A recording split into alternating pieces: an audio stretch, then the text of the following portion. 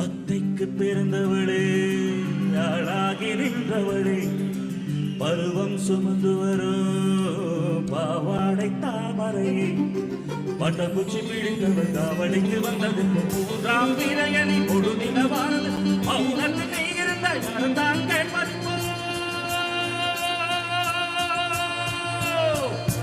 ஆத்தங்கர மரபே அரச மரையிலே ஆனமரக்கிலே அதிருதங்கும் கிளியே ஆத்தங்கர மரபே அரச மரையிலே ஆனமரக்கிலே அதிருதங்கும் கிளியே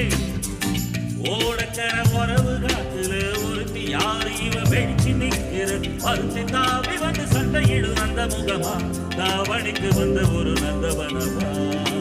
உள்ள சொந்தம் என்ன வைத்து